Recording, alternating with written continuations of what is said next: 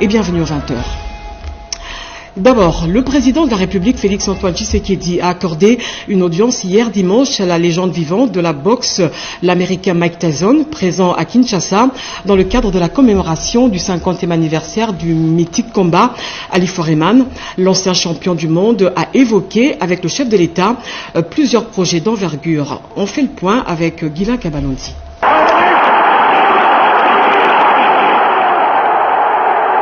Le combat du siècle de 1974 en République démocratique du Congo, alors Zaïre, opposant Mohamed Ali à George Foreman pour les titres de champion du monde, fête ses 50 ans.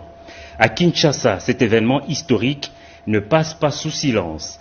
Une série de rencontres sportives et culturelles s'organise avec des temps forts annoncés le 30 octobre prochain.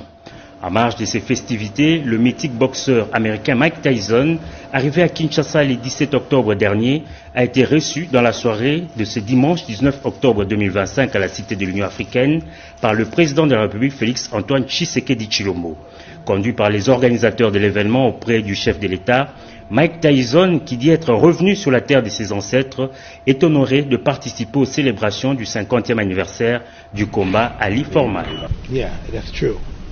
That's true. So it's like a breakthrough even come here. Très bien accueilli, beaucoup d'enthousiasme, beaucoup de chaleur, très bonne expérience. Cette nuit-là a été légendaire en 1974. Il n'a jamais oublié et le monde n'a jamais oublié, c'est pour ça qu'il est ici. Unbelievable, it never got lost in time. Nobody. Et personne n'a oublié, il y a tellement eu de choses, il y a des chansons, il y avait des films, il y a beaucoup de choses qui ont été ravivées par rapport à cette histoire qui est légendaire. It's pretty valuable in our community. L'enthousiasme suscité par l'arrivée du boxeur américain à Kinshasa a réjoui l'organisateur de l'événement qui bénéficie pour sa réussite de l'appui du premier citoyen du pays. Mais nous sommes contents de l'impact et de l'accueil qu'a eu Mike Tyson et je suis content d'avoir cru en ce projet avec la mission spéciale par un mandat qui m'a été donné par le président de la République de réaliser cela et je crois que non seulement le Congo, mais le monde a apprécié la visite de Mike Tyson à Kinshasa. L'affiche du programme du 30 octobre s'annonce donc alléchante, comme l'explique le président de la Fédération congolaise de boxe. La WBC va se présenter, il y a aussi les combats de IBO. Estelle d'abord elle est la championne olympique, championne aussi d'Afrique et championne du monde. Il y a Junior Makabu, il y a Tchama, il y a Pita, il y a Niebo Giselle, il y aura des beaux combats. D'ailleurs, je vous invite d'être là. Mes remerciements aussi tout droit au président de la République et grâce à lui que nous sommes en train de réaliser tout ça. Ce 30 octobre sera donc l'occasion de célébrer l'héritage du combat de 1974 qui a placé Kinshasa sous les projecteurs du monde entier. Avant d'être reçu par le chef de l'État, le boxeur américain s'est rendu au stade mythique Tata Raphaël où a eu lieu le combat du siècle Ali Foreman. Sur place, l'ex-champion du monde a été reçu par les jeunes boxeurs, une occasion pour lui de réaffirmer son engagement à promouvoir la boxe en République démocratique du Congo. Iverson Kabogwa. 50 ans après le mythique affrontement entre Mohamed Ali et George Foreman au stade Tata Raphaël, le 30 octobre 1974, le jeune sportif s'apprête à raviver la mémoire collective autour de ces moments historiques du sport mondial. C'est ici que le plus grand combat du siècle a été organisé. Son arrivée ici, non seulement que c'est une fierté pour la nation, ça montre aussi que la RDC a une histoire. La RDC a une page d'histoire dans ce monde, surtout dans le milieu sportif. Au stade Tata Raphaël, où a eu lieu le combat du siècle, les jeunes se disent très reconnaissants pour la présence de l'ancien boxeur américain Mike Tyson qui rend hommage à cet événement historique qui a placé la République démocratique du Congo au centre du monde sportif.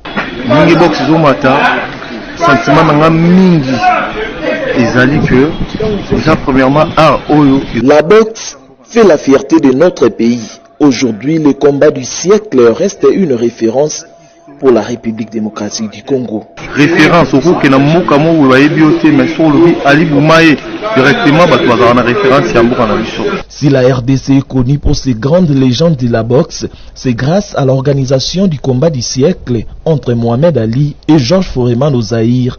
L'État est appelé à promouvoir le jeune talent, estime ces boxeurs quinois.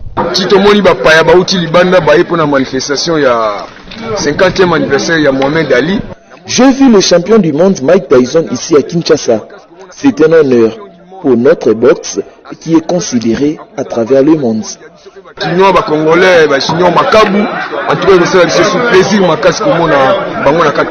Signalons que la légende de la boxe américaine, Mike Tyson, durant son séjour à Kinshasa, a solennellement déclaré ses origines congolaises après un test ADN.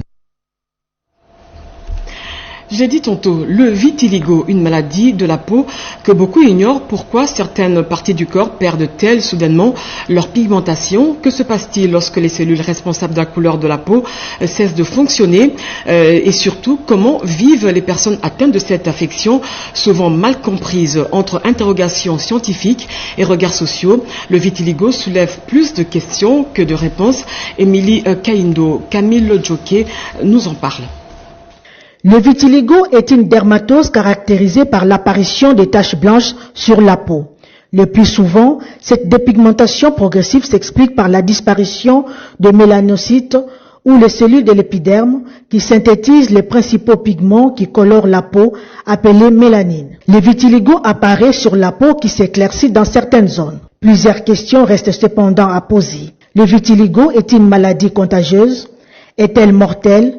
Comment peut-on guérir de cette maladie? Le vitiligo n'est pas vraiment connu comme étant une maladie comme tout autre. Or que le vitiligo, c'est juste un manque de mélanine. C'est aussi guérissable de nos jours. Le vitiligo en soi ne fait pas mal. Il n'y a pas de démangeaison. Le vitiligo ne tue pas. Mais c'est les regards de gens dans la société qui rongent les victimes.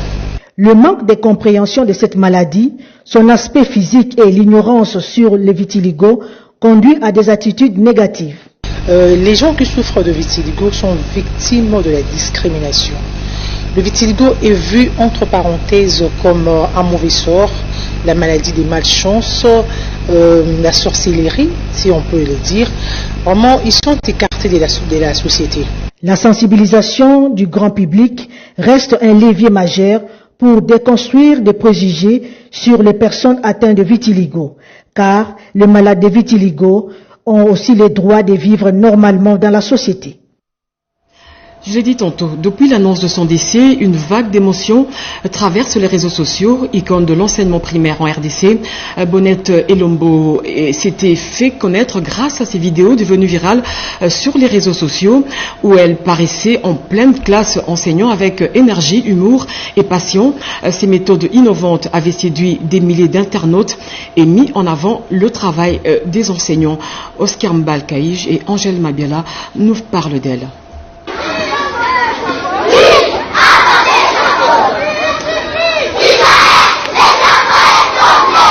Avec sa manière particulière de transmettre le savoir aux élèves, elle reste la maîtresse la plus stylée de la République démocratique du Congo, voire la plus célèbre.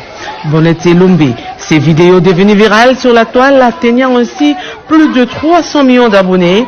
La star de la Craie Blanche enseigne à l'EP2 à Yolo Sud. Ses élèves habitués avec cette ambiance sont très matinales pour ne pas manquer cette chaleur maternelle. Est-ce que vous allez m'oublier? Est-ce que vraiment vous allez m'oublier? Ça fait bizarre, madame. Bisous, madame. Elle enseigne une trentaine d'élèves de l'école primaire.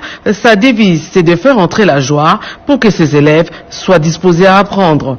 Ces animations matinales l'ont même emballé les élèves d'autres classes. Il y a des enfants stressés à partir de la maison, mais Madame Elombo fait en sorte de les égayer.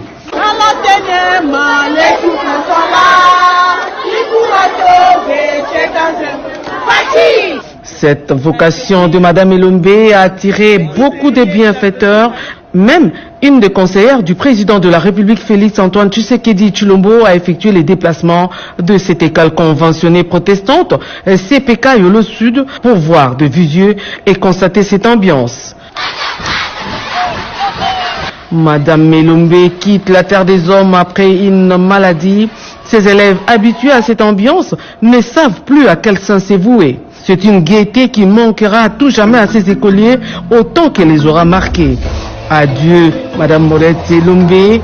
Merci pour le service rendu au bleu-blanc et aux milliers d'abonnés sur la toile.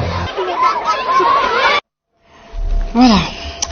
Le voyage inaugural du train express Kinshasa-Matadi a eu lieu avec succès, marquant ainsi une nouvelle ère pour le transport ferroviaire en RDC pour les usagers. Avec la reprise de ce trafic, cela va permettre de réduire les embouteillages à travers la ville. Pierre Mbouillou.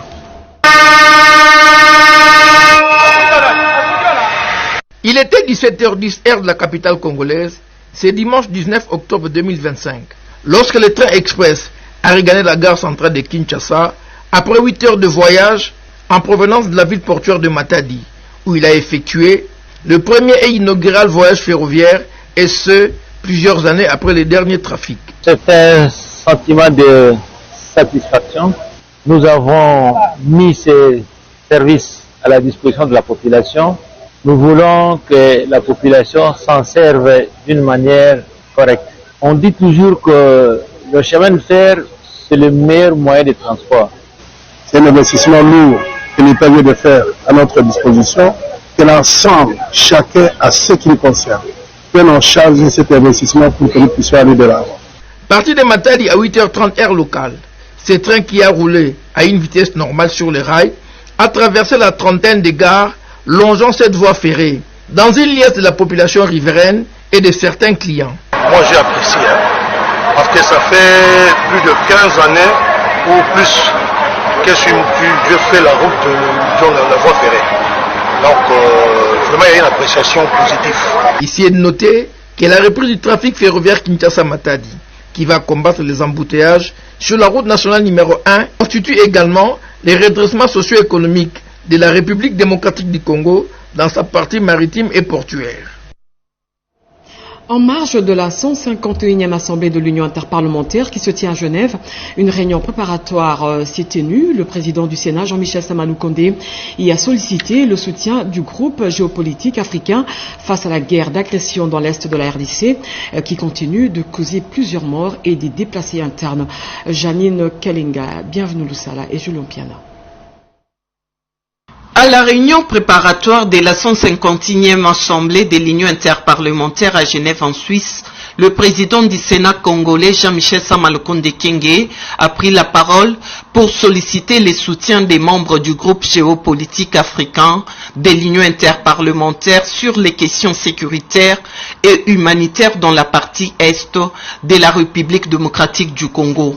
Porteur du message de la République démocratique du Congo suivant la vision du président de la République Félix-Antoine Tshisekedi Tshilombo, le speaker de la Chambre des sages n'a pas manqué de souligner l'urgence qu'il y a de soutenir tous les processus dans lesquels la République démocratique du Congo s'est engagée pour la paix, tout en rappelant que les parlementaires ont le devoir de travailler pour la paix, la démocratie et le social des populations. Je voudrais ici porter l'attention du groupe africain que nous, en tant que parlementaires, nous avons le devoir de travailler pour la paix, la démocratie et surtout le social de nos populations, particulièrement sur le volet humanitaire.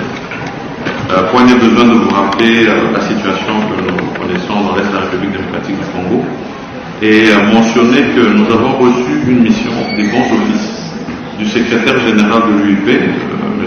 Martin Chungon, c'était le samedi dernier, parce qu'il souhaitait que cette question reste à l'agenda de l'UIP en termes de suivi, peut-être même à travers un mécanisme, et poursuivre les discussions au niveau de tous les pays qui sont impliqués. Après la visite de la République démocratique du Congo, il s'est rendu également au Rwanda dans le cadre de ces bons offices-là. Et donc, nous allons recueillir et demander dans notre intervention au niveau de l'Assemblée des présidents que nous ayons bien sûr le soutien aux différents processus dans lesquels nous sommes engagés pour la paix dans cette partie du pays. Présidée par Angela Tokizala Didier, présidente de l'Assemblée nationale de l'Afrique du Sud, cette réunion a validé la démarche du speaker de la Chambre des sages du Parlement congolais, jugée fondée. La délégation congolaise conduite à ces assises par le président du Sénat est composée de quelques députés nationaux et sénateurs, ainsi que de quelques membres de l'administration du Sénat. Et puis le ministre du Tourisme, Didier Mazenga, séjourne à Bruxelles où il prend part au Forum mondial du tourisme. Ce grand rendez-vous réunit décideurs politiques et acteurs du secteur autour du thème « Redéfinir le tourisme dans un monde en mutation ». Une tribune pour la RDC de faire valoir la vision de la vision de la RDC et ses potentialités. Willy Atunakov, notre envoyé spécial. Dans son intervention magistrale, après celle du président de l'Institut, du Forum mondial et du secrétaire général de l'ONU Tourisme, au nom du président de la République, Félix Antoine Tshisekedi Tshilombo, invité des marques de ses assises devant une centaine d'invités venus de différents pays, dont les décideurs politiques, ses pairs ministres, les scientifiques et les opérateurs publics et privés du secteur du tourisme. C'est lundi 20 octobre, à l'occasion du lancement officiel de cette réunion annuelle du Forum mondial du tourisme sur les thèmes « Redéfinir le tourisme dans un monde en mutation ». Le ministre congolais du tourisme, Didier Mazenga Mokanzu, qui a pris une part active à ces assises, s'est dit personnellement ravi du fait que les organisateurs aient associé la République démocratique du Congo à ces travaux. Pour ma part, en plein XXIe siècle, la redéfinition du tourisme est captée comme une action ciblant non plus seulement les loisirs, mais un système complexe qui intègre l'hébergement, le transport et autres activités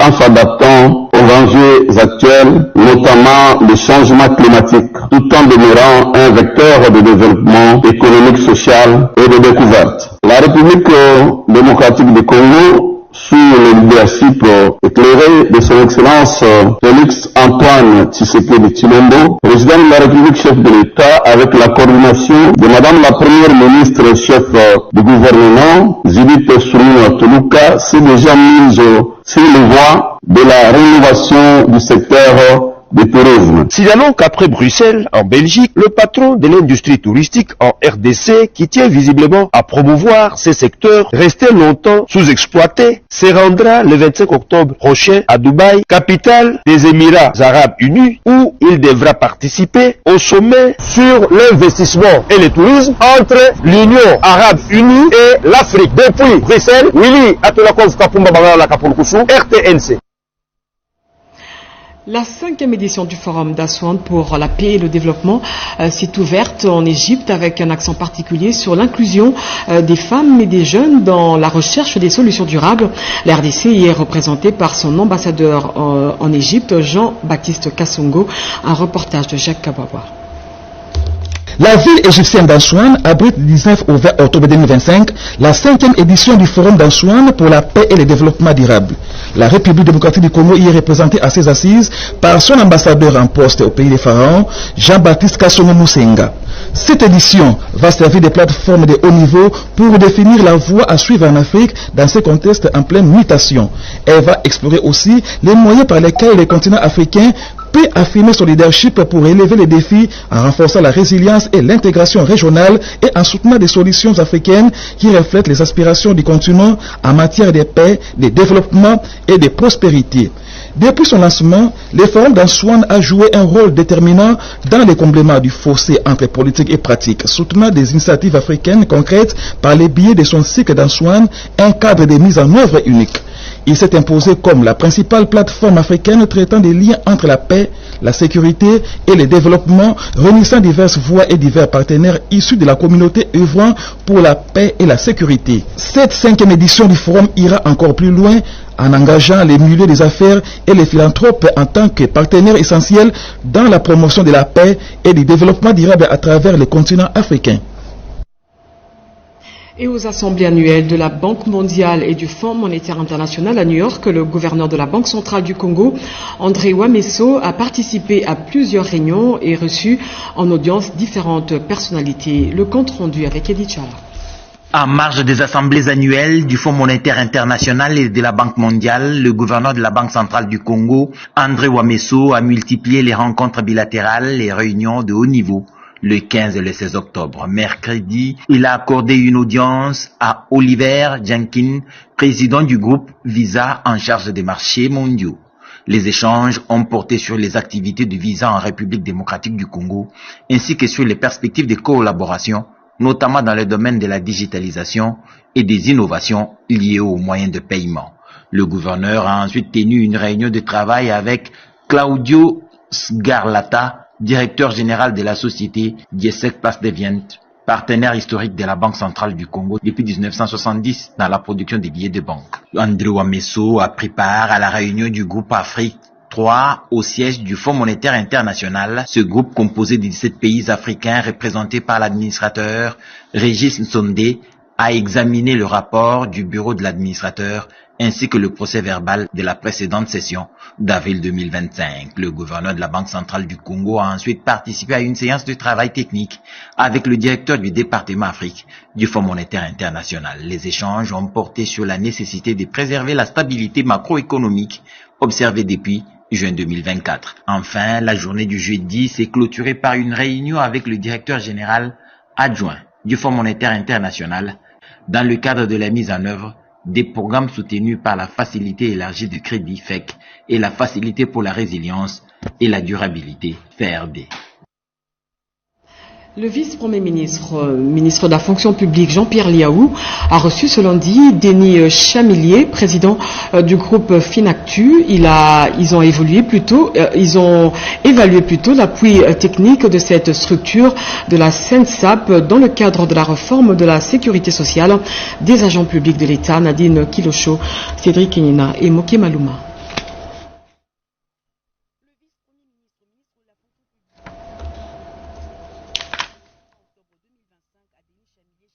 Président du groupe Finactu, au cours de laquelle il a été principalement question de l'évaluation de la mission menée par Finactu auprès de la Caisse nationale de sécurité sociale des agents publics de l'État, SENSAP en sigle. Cette mission s'articule autour de plusieurs axes clés, notamment le renforcement des capacités institutionnelles, la formation de cadres de la SENSAP, l'optimisation de la gestion financière ainsi que l'accompagnement stratégique dans la mise en œuvre du nouveau régime de sécurité sociale. Je suis venu rendre compte à Monsieur le Vice-Premier ministre de l'avancement de la mission que nous sommes en train de réaliser pour la SENSAP. Le Vice-Premier ministre a beaucoup d'ambition pour cette caisse et de façon générale pour la protection sociale dont jouissent les fonctionnaires de RDC. Cette caisse a été créée ex nihilo il y a maintenant une dizaine d'années. Elle fonctionne très bien, mais elle a besoin de renforcer l'expertise de ses cadres, puisqu'elle est jeune, c'est une institution jeune. Et donc le partenariat qui a été fait avec Finactu vise précisément à apporter de l'expertise à ces équipes dans le cadre du plan très ambitieux de formation. Et c'est ce à quoi nous nous attelons, mais on a au-delà de la formation 8 composantes qui touchent tous les métiers de la Caisse. Et donc nous nous appuyons sur l'énergie des cadres et des dirigeants de cette institution pour en faire une institution de référence, non seulement en RDC, mais même surtout au continent. L'entretien a également permis de faire le point sur les progrès réalisés dans le cadre de cette collaboration, saluée comme un appui technique de haute valeur ajoutée visant à renforcer la viabilité et la performance du système congolais de sécurité sociale au bénéfice des agents publics de l'État. Le vice-premier ministre Jean-Pierre Liaou a réitéré l'importance de la modernisation de la SENSAP dans la réforme de la fonction publique en phase avec la vision du chef de l'État, Félix Antoine Tshisekedi Tshilombo. En tournée économique dans le Grand Équateur, le vice-premier ministre en charge de l'économie nationale, Daniel Mukoko Samba, a posé ses valises à Guémena, chef-lieu de la province du Sud Ubangui. Objectif, évaluer les unités de production locales, leur fonctionnement en vue d'un appui gouvernemental. Rodé Panda. Samedi 18 octobre 2025, le périple du vice-premier ministre, ministre de l'économie nationale, a atteint l'étape de Guémena, chef-lieu du Sud-Ubangui. Le gouverneur et sa suite, les membres de l'Union sacrée de la nation, lui ont offert un accueil rassurant. À sa descente d'avion, première destination, le village Bokangadoua, à environ 20 km de Guémena, pour voir la chute de la rivière Molungu, où on peut construire une microcentrale électrique capable de produire 2 MW d'électricité, ce qui s'inscrit dans la vision du chef de l'État d'électrifier les villages de la RDC pour son développement socio-économique de base. Dans la soirée, les opérateurs économiques et la société civile ont exposé leurs difficultés auprès de l'émissaire économique de Félix Tshisekedi. Les assurances sur l'accompagnement du gouvernement les ont mises en confiance. Bravant la pluie, avec l'état de route délabreux, Daniel Mukoko Samba est arrivé dans le territoire de Kungu où il a visité le port Mogalo qui servait jadis de relais pour embarquer les produits vivriers vers le port sur la Flia Ubangui. Le sénateur Alex Mundongi, membre de la délégation, explique. Le province du Sud-Ubangi, c'est beaucoup plus les voies d'évacuation. Tellement délabré qu'on ne sait même pas évacuer, qu'on ne sait même pas communiquer. Cette rivière qui servait des ports où les opérateurs économiques acheminaient leurs produits vers le port de Dongo, là où il y a un grand port, et de là, ça continuait vers Kinshasa qui était un grand débouché. Mais à toutes ces unités de production, ça ne fonctionne plus. La visite du vice-premier ministre, c'est un coup de pouce. L'administrateur du territoire de Kungu est très complet. La visite de son Excellence est super importante pour nous du fait que notre province est à vocation agricole. Donc plus de 90% de la population vit de l'agriculture. Au Sud-Ubangi, Daniel Mukoko Samba vient identifier les unités de production locale et les difficultés dans le fonctionnement pour la relance de l'économie à la base et la valorisation des potentialités productives de la région avec l'appui du gouvernement central. C'est une proposition de loi taillée pour mettre fin au cycle d'impunité pour les seigneurs de guerre. Au cours d'un déjeuner de presse, l'élu de Mwenga, Trésor Moutiki, a présenté sa proposition de loi qui pose les bases d'un nouveau départ. Un reportage de Cédric Enina. Fini les temps où la Kalachnikov servait des passeports pour les hautes fonctions publiques. La proposition de loi initiée par les députés nationaux Trésor Moutiki, élu des Mwenga, veut en finir avec la récompense des auteurs des rébellions et mouvements armés par leur intégration dans les institutions de l'État. Ces textes visent donc à exclure définitivement les anciens responsables de groupes insurrectionnels, des services de sécurité et des institutions publiques de la RDC. Une initiative saluée comme un acte fort de patriotisme qui s'attaque à la racine du cycle des violences et des conflits récurrents. Cette proposition de loi rompt avec le pratique du passé qui consistait à intégrer systématiquement les insurgés sans contrôle judiciaire. Et ce qui a pu banaliser la violence armée comme moyen d'obtenir des avantages de l'État. Il répond également à une recommandation du Parlement congolais de 2022 avant notre accession à l'Assemblée qui visait à interdire l'intégration de membres de groupes armés terroristes dans les institutions ainsi qu'aux dispositions de la loi électorale de 2006. C'est dans ce cadre qu'un déjeuner de presse a été organisé, réunissant les professionnels des médias et les acteurs de la société civile. L'occasion pour eux d'échanger directement avec Trésor Moutiki, de proposer des pistes d'amélioration ou de lever les ondes d'ombre entourant les contenus de cette proposition de loi. Cette loi, une fois adoptée, pourrait marquer un tournant historique, celui d'une république qui ne se laisse plus dicter sa loi par les armes.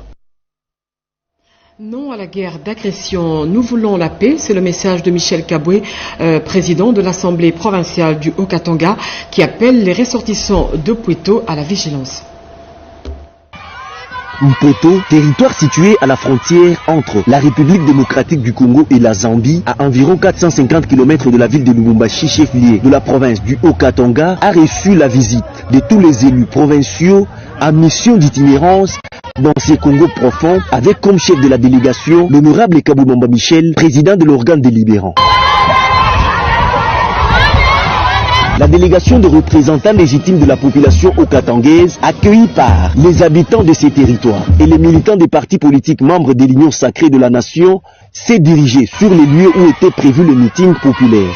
Dans l'enceinte du nouveau bâtiment de l'administration du territoire, construit dans le cadre du projet de développement des 145 territoires, financé par les gouvernements congolais sous la vision éclairée du chef de l'État congolais Félix-Antoine Tshisekedi Tshilombo, et devant la foule, le président de l'organe délibérant a appelé la population riveraine à ne pas céder à tout appel à la rébellion tendant à déstabiliser la province, mais à privilégier l'unité nationale et s'est rangé derrière les commandants suprêmes des forces armées qui ne ménagent aucun effort pour le retour total de la paix sur toute l'étendue de la RDC, bien avant de présenter les honorables députés à la population autochtone.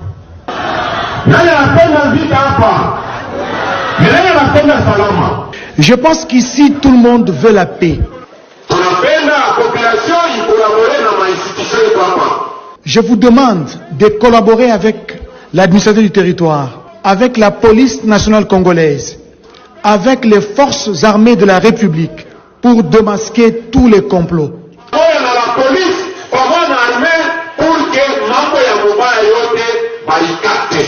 Cette mission d'itinérance effectuée dans ces coins du Haut-Katanga s'inscrit dans le cadre de la politique de proximité prônée par le bureau dirigé par l'honorable Kaboumbamba Michel, président du Parlement provincial. Pour un Congo uni, fort et émergent, l'engagement de tous est crucial. C'est dans cet esprit que l'élite kimbanguiste visionnaire a officiellement lancé ses activités. Une cérémonie qui coïncide avec le premier anniversaire du décès de Joseph Dianguinda Kiangani, président d'honneur de l'organisation. Angèle Mabiala, fiston à Vingana. Tous les Congolais sont appelés à mettre la main à la pâte pour bâtir un Congo véritablement émergent. Le président de la République, Félix-Antoine Tshisekedi Tshilombo, poursuit sans relâche une diplomatie agissante pour unifier la nation et restaurer la paix sur l'ensemble du territoire national. Mais cette œuvre, aussi noble soit-elle, exige la participation de chaque citoyen animé d'amour, de patriotisme et de foi en l'avenir du pays. C'est dans cette dynamique que l'élite kimbanguiste, fidèle à la vision de Simon Kimbangu-Kiangani, prend des valeurs fondamentales, le professionnalisme, l'amour du prochain, la loyauté, l'humilité et l'inclusion sociale sans discrimination. L'organisation des kimbanguistes visionnaires nouvellement lancée s'inscrit dans cette lignée. Face à la situation que traverse la partie est du pays, elle s'est fixée pour mission d'œuvrer efficacement au service de l'église kimbanguiste et de la société congolaise en relevant les défis du développement et de la cohésion nationale. Son action s'inspire du modèle et des enseignements de Papa Joseph Dianguinda Kiangani, affectueusement appelé Papa Rigen, considéré comme parrain et président d'honneur. La paix véritable que l'on cherche tant dans le monde ne viendra que de la République démocratique du Congo. La plateforme OKV vise à éclairer l'humanité tout entière, en particulier les dirigeants du monde, de ce que Papa Simon Kimbangu est la valeur refuge à la paix et à la sécurité mondiale que l'humanité recherche désespérément. Le lancement officiel des activités de l'organisation des kimbanguistes visionnaires coïncide avec la commémoration du premier anniversaire du décès des Papa Rigen, conseiller direct de chef spirituel et représentant légal de l'église kimbanguiste, de sa divinité Simon Kimbangu Kiangani, le paraclet consolateur. Ce double événement constitue une occasion de raviver la foi, de nourrir l'espérance et de renforcer l'engagement pour un avenir meilleur tant pour l'église kimbanguiste que pour la République démocratique du Congo. Ce journal est terminé.